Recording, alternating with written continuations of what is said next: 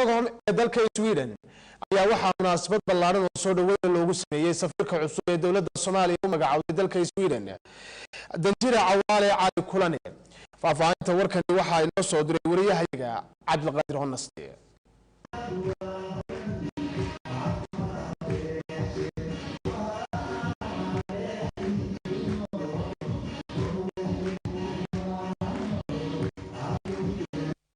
munaasabad lagu soo dhaweynayay safiirka cusub ee dawladda Soomaaliya ay u soo magacaawday wadamada Scandinavian-ka ee waqooyiga Yurub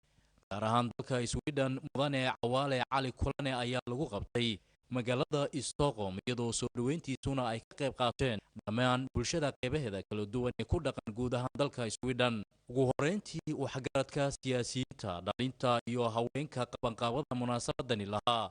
iyo intii kale ee bulshada ee goobta ka hadashay ayaa ka wada sinaa sida ay ugu wada faraxsan yihiin soo magacaabista safiirkooda iyo dib u howlgelidda safaaradooda muddo ku siman 27 sanadood iyagoona badi ka soo qaybgalayaasha munaasabadani halka ka sheegay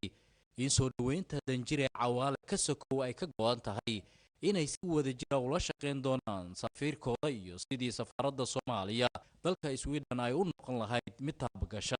isla markaana soo magacaabida safiirka cusub ay uga dhigan tahay xilligii xorriyadda Soomaaliya ee sanadii 1960kii mar haddii bay yiraahdeen muddo 27 sano in ku siman Soomaaliya ay dib ugu soo laabatay fagaraha caalamka calankii Soomaaliyana uu haatan ka dhex babanayo wadamadan Scandinavian-ka gaar ahaan dalka Sweden walaal waxaan leenahay ilaahay ma aragtay hawsha loo soo diray ha u fududeeyo ummadda Soomaaliyeedna waxaan kula dardaarmayaa inay ma aragtay ay la shaqeeyaan oo garab istaagaan dabcan Cawaale uma imaan meeshan shaqo bareebad ah ama dagaar uu leeyahay wuxuu u yimid xiriirka Soomaaliya iyo Sweden iyo mujtamaca Soomaaliyeed ee ku nool Sweden sidii uu shaqeeyo munaasabadani soo dhaweynta Danjire Cawaale Cali Kulane safiirka cusub ee dawladda Soomaaliya ay u soo magacaawday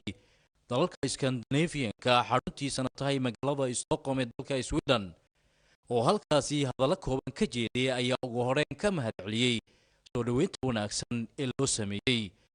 isagoo danjiruhu sheegay in uu ku dadaali doono wanaajinta xiriirka labada dawladood